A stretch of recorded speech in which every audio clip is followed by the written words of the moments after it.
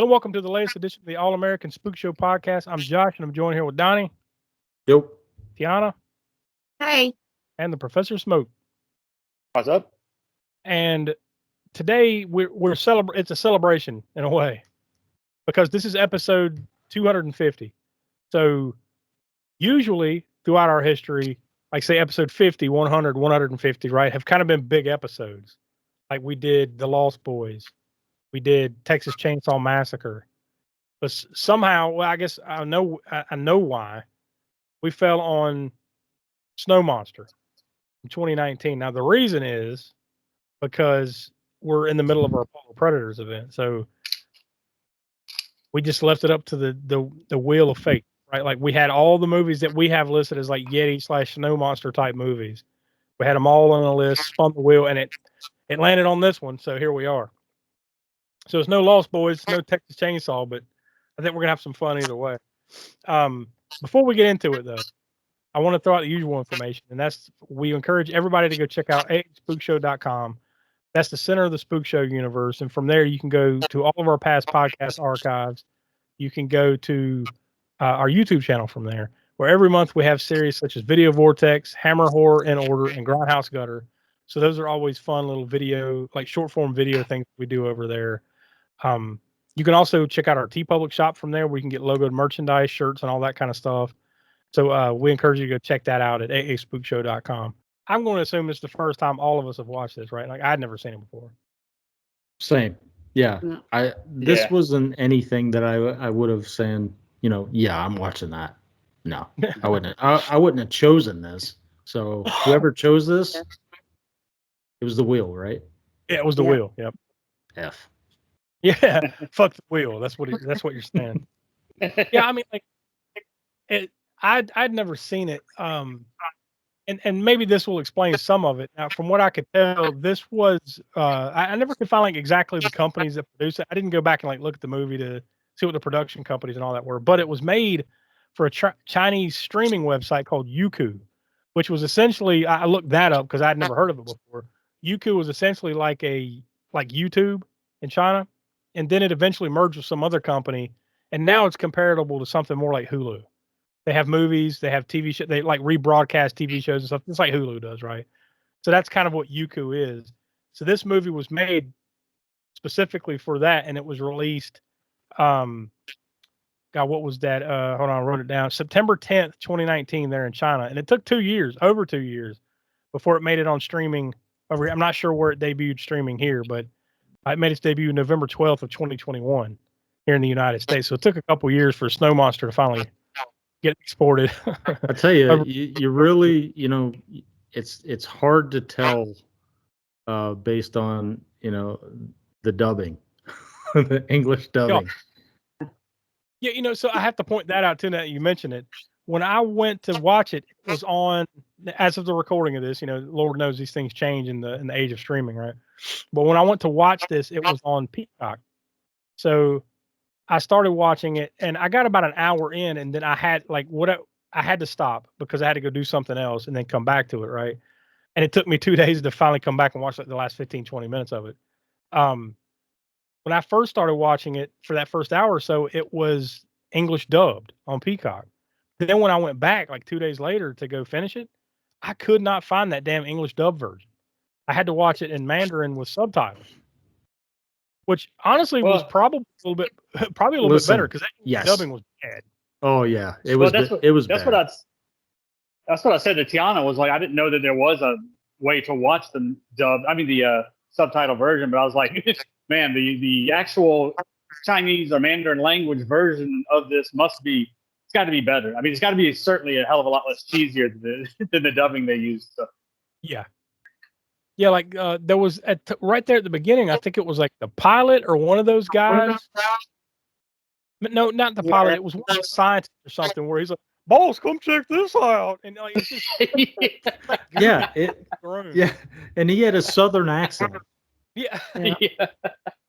At first, I thought they were going to all do some sort of weird, but like he was the only one that was that bad. I mean, the other ones were, they weren't like top-notch dubbing actors, but at least they weren't that cartoonish. I thought for a minute like the whole movie was going to be just a whole bunch of ridiculous, Luckily dubbing dialogue. That would have been more tedious. Yeah, it wasn't that bad all the way through, but there was a few of them there. It's like, Ah. dude, this is bad. This is so bad. Anyway, some of the background stuff. Now, admittedly, I couldn't find as much background stuff on this one as we normally do, but I'll give you what we got. It was also known. I could find 2 other titles for this. I think the original title when it was released in China was actually. I'm assuming this is some literal English translation, but it was Even Monsters Fall for Beauties, which I guess they figured that one doesn't sell for what they're trying to sell here. So then they changed it at some point to just Snow Monster. But here, when it came out a couple years later in 2021 here in the United States, it was titled Snow Monster versus Ice Shark. Now, after watching this movie, I'd say that's a little misleading, just a little bit, right? I mean, yes, technically, you do get a snow monster versus an ice shark, but that is not the main point of this movie, right? It's like something that happens for 5 minutes and then moving on. Now, the only thing I can think of is that they were just trying to like pull some people in that would be fans of Sharknado, et cetera, et cetera. Yeah, anything that plays on sci-fi, like Yeah. giant tarantula versus, I don't know, diarrhea or something, whatever those damn movies are called. Seems like a different one comes out every week. Yeah, like what's your superpower if you're if you're the diarrhea monster? Well, I think you know. I think you know exactly what it is. Yeah. Well, you know what his kryptonite though is like suppository or something, or no? Yeah, No, it's like Pepto. I was You thinking Pepto. That's his kryptonite. Pepto. Yeah. You had to go straight to suppository. That's a far more. You don't want to see that scene. I'm telling you. Yeah. Honestly, I would probably watch it over this. Coming soon, bringing back Crafter Peace Theater. We're going to be watching Tarantula versus Diarrhea. Man, the innuendos are flying fast, quick, fast, and in a hurry tonight. Yep. This is not rated because it's a movie from China. I don't know what kind of rating they have, and also never got any kind of theatrical release. So the total runtime is 23 minutes, so that's good. On IMDb, it's listed as action, adventure, fantasy. It was directed by Huang He, who maybe not. I seriously doubt, but you never know how many listeners out there love this type of stuff. You might remember he's the guy that directed Detective D's Hell Road and The Lord of the Monsters. So from what I could tell, it's more the same quality as this movie. So that's if you haven't seen those movies, and that's what you can expect. Writers for this one are Xingfang Zhang, and he wrote Monkey King the Volcano. Once again, haven't seen it. And the other writer was Jia Ling, and their only credit was this one. So I don't know if they just didn't go on to do anything else. Maybe that was just a writing partner for Xingfeng Zhang, but there you go. The movie stars Junqing Wu as Rin Yefi. He's the guy that's kind of like basically the hard ass hero with the mutton chops in the movie. That's that guy. His only other credit on IMDb was a movie called Hua Sei. So don't know anything about that one. Yongxian Zhang as Shin Yikin. That's the love interest of the main guy there, Rin Yafei. This is like his ex-lover or whatever that he goes in to save in the movie. Her only other credit is a movie called Proud of Me. And then we've got Tang Xin as Wen Kai. Now he has been in more movies such as some of Donnie's classic favorites, Land Shark, Restart the Earth, and Mojin the Secret Coffin. Now that guy is the chubby dude. Like this. Oh yeah. Yeah, that's the guy that I was rooting to die within the first 10 minutes. I was like, just please kill this man. It was I would liken it to the cripple in Texas Chainsaw Massacre. Chainsaw. It's not quite that bad, but yeah, I hear you. That's probably a good time before we get deep into it to remind you that this is a spoiler-filled podcast. So if you have not seen Snow Monster or its other title, Snow Monster versus Ice Shark, and you want to see it, this might be a good time to hit pause and come back because we are going to spoil this movie for you. Although I will say on some level, this is one of those kind of movies, yeah, we can give it away, but it kind of needs to be seen for the visual aspects of it, for what it is, right? I know it's not top notch, but something straight to streaming, I've seen worse. I've seen far better, but I've seen worse. But yeah, before we got into the outcomes of some of these people in the movie, I wanted to throw that out there. For you, the listeners of the All American Spook Show podcast, Audible is offering a free audiobook download with a free 30-day trial to give you the opportunity to check out their service. So I went over to audible.com, and this time I just typed in Chinese horror to see what would pop up because, I'm sure they got a long history of some interesting stuff, but let's see what Audible has on it. We've got Xenophasia, a celebration of Chinese horror 2024 by Zhuting Christine Ni. That one is just over 15 hours long. And there's only a handful here, so let me scroll down a little bit. We've got The House of Life and Death, a magical adventure that started with a girl who walked into her death by Van Chow. That one's just over 15 hours long. I don't see any history of Chinese horror or anything like that. You think there'd be at least one, but I don't know how much Audible has of that type of stuff. Deep looks into certain filmographies from countries and stuff like that. But I didn't see anything there. But if any of that floats your boat, you can go hop on over to audibletrial.com/spookshow. Again, that's audibletrial.com/spookshow for your free audio book. So now with that, I'm going to hop back over to IMDb and I'm going to see how many. I seriously doubt there's more than one plot summary for this one, Donnie. Yep. You hit it lucky. There was just one.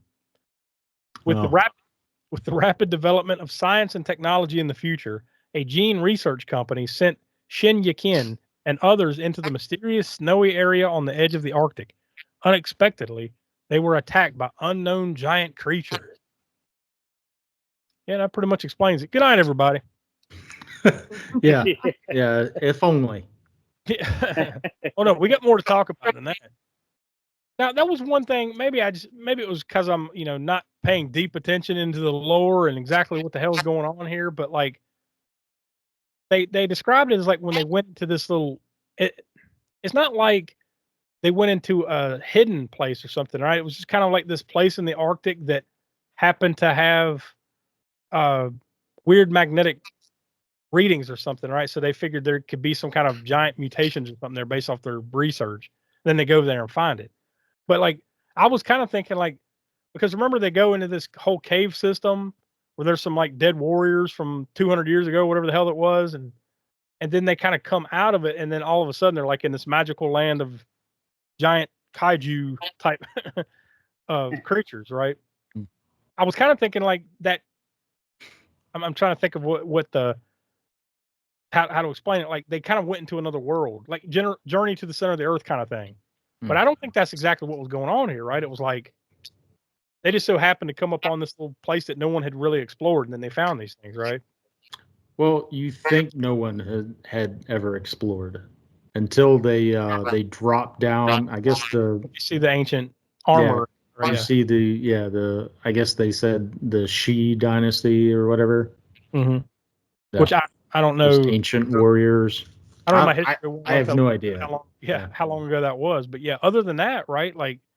But then they just kind of come up in this open area and oh shit, there's a snow monster. There's an ice shark. But before they leave the caves, though, there's these dinosaur crows that attack. And that's the only kind of comparison I can make to these things, right? It's almost like they flock like bats, but they look more like crows, and they say they're dinosaurs or something, right? Yeah. Yes, pretty bad CG. Oh yeah. That's probably a good point to point that out. Is that some of the visual effects on this suck ass. Some of it's not the worst, right? Yeah. Some of it's oh, that looks pretty cool, and then they'll just dog shit it on the next thing. It's just ugh. Yeah. Well, I'd say the least shittiest looking CG, if we're talking about individual creatures, is probably the snow monster himself. Yeah, and the shark. Yeah. I had seen something. Yeah, I think that's because it's in slow mo, so they kind of they spend some effort on the shark to make it look kind of cool when it's flying through the air. But the snow monster itself, I read something somewhere where apparently, for the most part, that's a dude in a suit. Yeah. That's what. There's a guy in a suit, the snow monster Oh, itself. okay. Yeah. Oh, okay. Well, that would make sense then. I mean, that would make sense why it looks better. Yeah, but the thing To is, me, I'm speaking. they kind of digitally placed it in its environment, obviously. So like that's why it looks kind of washed out and kind of shitty because you got this digital snow behind it, and then you've got this Yeah. dude white Yeti suit, so it kind of just washes it out and blends it into this shitty environment that they've created. So like it makes it look worse than it is. But and some of those close-ups and stuff, you can tell they're like, oh, Yeah. that looks pretty good, you know. But whenever they shoot those little darts that just kind of like spread out and then explode, those look like straight out of MS Paint. The crows, like you said a second ago, those were probably some of the worst. The shark didn't look too bad. All those fighter jets, those random fighter jets, that looked like shit. That looked like some like graphics from a PS2 game or some, you know, some shit. Let's talk about the shark. What the fuck? Like what the hell is that? I mean, like the snow monster can kind of make sense. Okay, in this weird way of like you're in this hidden part of the world that no one has ever really explored or anyone lived to tell about, and there's this giant mythical beast that some people would compare to the abominable snowman. So okay, I'm following the logic there. But where the hell does this ice shark come from? Like, is it some kind of mutated shark that lives under the ice? And then it turns out there's more than one of them, right? Because like at first there's just the one where the snow monster grabs it up and just beats the shit out of it on the mountain, which is awesome. Yeah, you know? yeah. Probably, honestly, probably one of the best things in the movie. Yeah. He just kind of boom, boom, boom, and then eats it, right? But then later on, the damn sharks come back. It's like 3 or 4 of them. Yeah. So I guess, like I said, they just live under the ice or whatever. But it's just kind of out of nowhere for this movie, and that's why I say it's a little misleading that another title for this would be Snow Monster versus Ice Shark, because that's not what it's about. It just so happens they're just kind of on their travels, and then oh shit, there's an ice shark, you know. Then it comes along, beats the shit out of it, and eats it. The end. Which is probably why maybe they added that scene in, which you said, and which is probably one of the best scenes in the movie when the snow monster smashes the shark on the rocks. But yeah, maybe they added that scene in for the purposes of them calling it, you know, versus the shark thing. Which that's the only scene I think involving the snow monster and the shark together, right? Yeah. Yeah. Most of the second time, most of the time, I don't think the snow monster shows up. Like 3 or 4 of them do. So yeah, that's the only time. You know, it's probably around that time where like you're in the movie, you're introduced to like this tribe. It's kind of out of nowhere. There's just this random tribe that lives out in the wilderness here, and that's when I quickly realized, wait a minute, this is fucking King Kong in the snow. That's what this movie is. It's King Kong in the snow. Yeah. And then, I mean, from there, it almost plays out not exactly like King Kong, but pretty much just like King Kong, right? We're like, oh, we need to capture the beast and take it for, you know, for whatever our nefarious reasons are. And now there's this other side of the coin of like, no, we are one with the beast. He is our friend. We can't, you know, let this happen. So now you get the native tribe fighting the, you know, the hired guns. That's the way it plays out from there. I think, and you know, we'll talk when we're doing the highlight kill, but I think I have it here already with the uncle. Yeah. He didn't get stomped. He got like smacked. Like he's just like, no, he's got like a super sniper rifle or something. He's about to shoot it, and the snow monster just comes down with its hand and just boom. So Uncle Lynn or whatever his name was, he's gone. Before that, so yeah, like that was significant. But before that, one thing we didn't talk about is that, like, while the, for lack of a better term, the Chinese Eskimos were kind of talking about the importance of, you know, their connection with the beast, the snow monster. There was a point where the snow monster actually puts his finger down and kind of doughboys the one of the main. I don't know the difference. Like, And that you know. looks so bad too. But he's got his and like you see his gigantic fingernail, and then they kind of reach out and touch it. Yeah. It's just like, oh, that's And bad. they like he laughs like a snow monster. It was like ha ha ha ha. I was like, what the fuck is this? And that's where right after that where it goes downhill. They attack him. These fighter jets come out of nowhere, right? Yeah. Or they shoot some missiles at it. It was like No, it's not. It's not missiles. They have these. It's like a magnetic pulse sound wave type thing out of where the they. fighter jet. Yeah. But before that, when they first attack it, there's a hole and they touch his fingernail, and then he laughs. Oh yeah, there was like missiles Something in his shoots him back. from behind. It's like, where the fuck did this come from? Like a minute ago, it was just a band of mercenaries, and now they've got like ordnance. Where'd this come from? And then I think at some point it's a throwaway line of, "Oh, General Sing Sui's backup just arrived." You know, I don't remember this. I think we got to go straight to the end, though, honestly, because I was like, "What the fuck is happening here?" So eventually, it, as predicted, it's the native tribe versus these guys that are there for profit or whatever, and they kind of one by one, with the help of the monster, take out bad guys, right? So now the three people that have come there to, rescue the girl, or the two guys that came to rescue the girl, they've made off with her like they're good. Now most of the tribe got wiped out. Most of them got killed one by one in various ways, right? Then there's this scene as they're waving goodbye. They're like, goodbye. And you hear a bunch of people and they turn around and the whole tribe is just standing there like, bye. Not like To Catch a Yeti. Bye. Not like that. But they're all like, come back again anytime. They're like, oh, what the fuck? Were they ghosts? What the hell? And then, like, right in front of their eyes, like a dozen of them just disappear. And then there's just like 7 or 8 of them all solemn, just staring at them like, like. So I was just like, what the hell was that? And then they just all kind of like turn around and just walk off into the sunset. But I'm assuming, Donnie, you stuck around for the credits where I did not. No. yeah, well, No. there is a scene. There is a scene. It's not even like I'm assuming y'all must have been like, well, that movie's over and you cut it off because it's not like mid credits. That's exactly what I did. Because you know how this isn't one of those things where it's like a mid credit scene. This is like it's in a small box as the credits are rolling on the right hand side, kind of thing. But during that, there's like a reunion where the 3 survivors go back to the lab or whatever. Like, hey, you're all right, you made it. And then, like, as they're hugging and celebrating that they survived, one of the guys like, "Sir, look at the monitor." And then on the monitor, it shows, because it's very brief, it shows like a giant snake or something. It looks like it kind of comes toward the monitor and like the tongue goes, and then it cuts because they all kind of look at each other like, oh, and then it cuts. So I guess they were setting up. There is Oh, great. a second one. I almost spit There my is a drink second out. one. What's it do?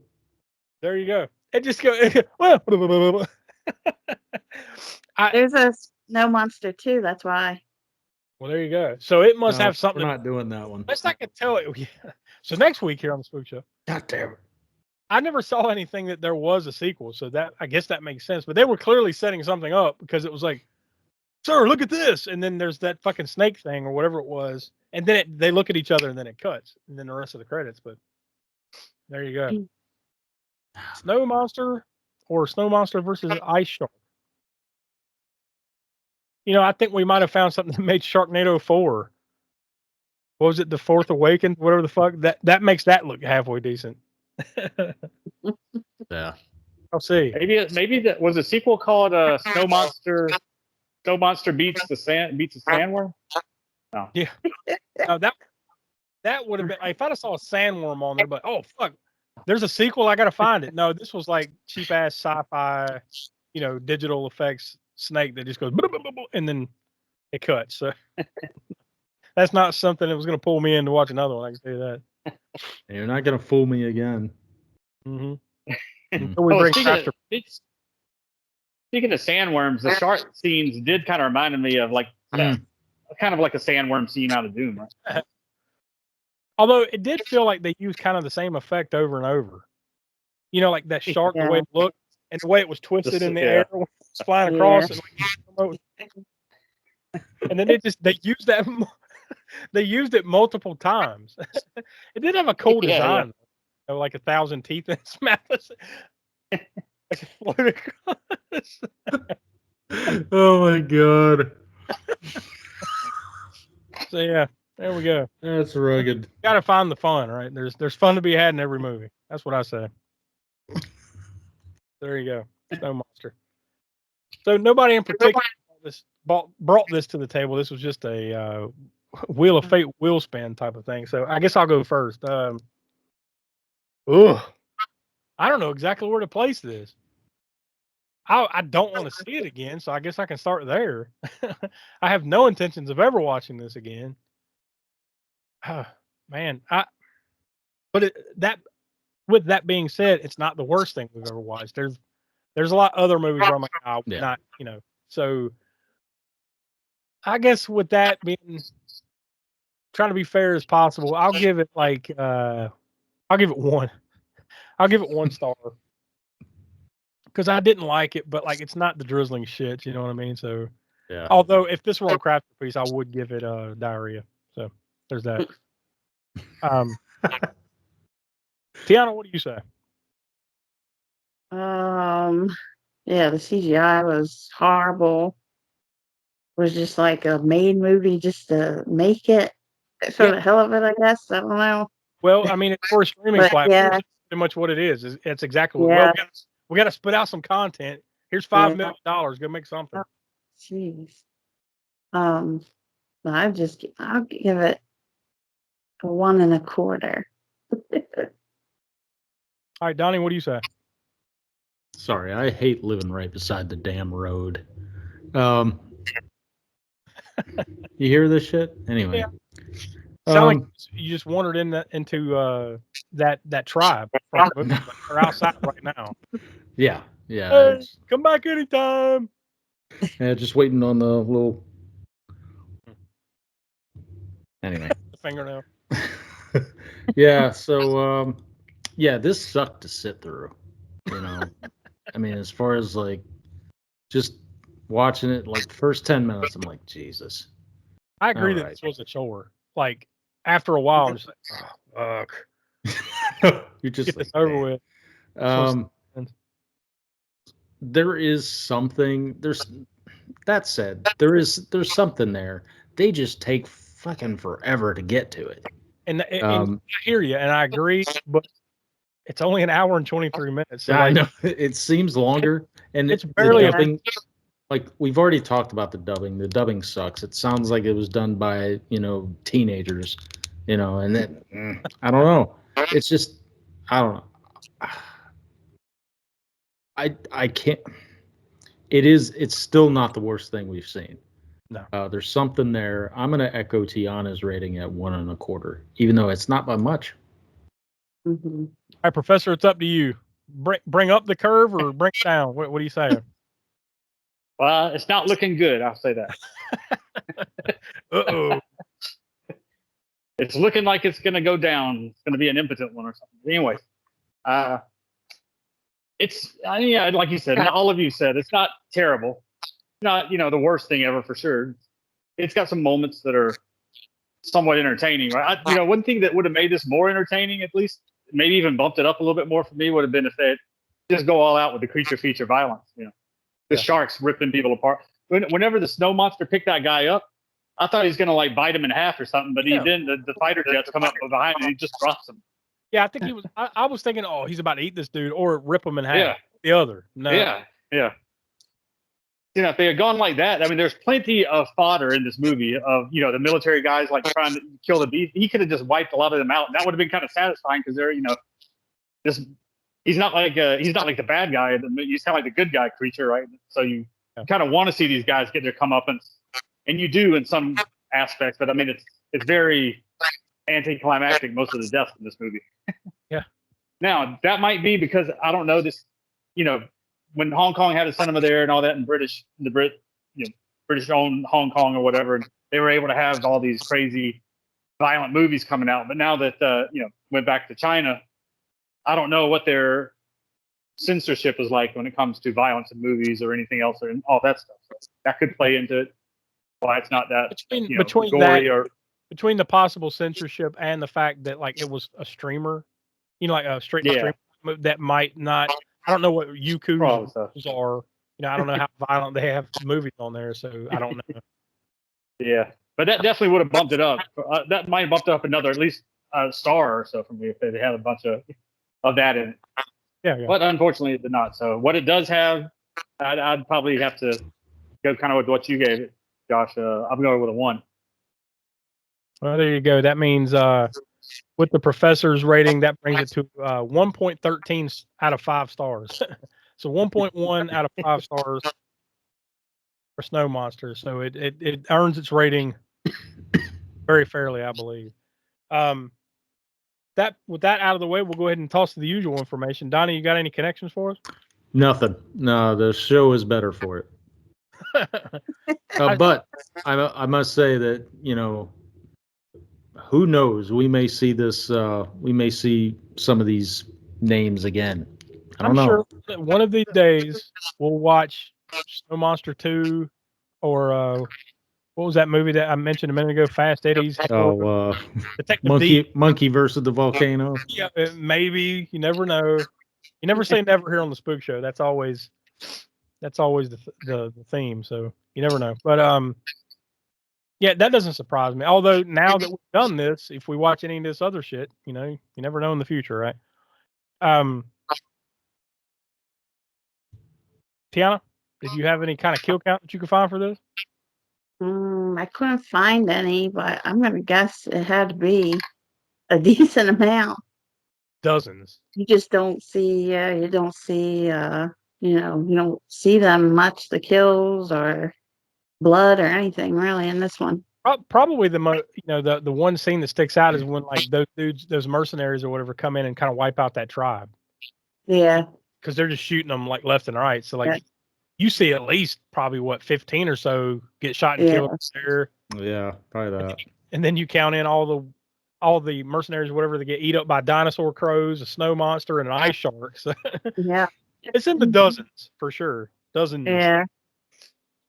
With all that out of the way, we come to the gore score. So what do you think? It's as I mentioned before, if they had only had more of that, it would have been much better in the star rating and just in the entertainment value.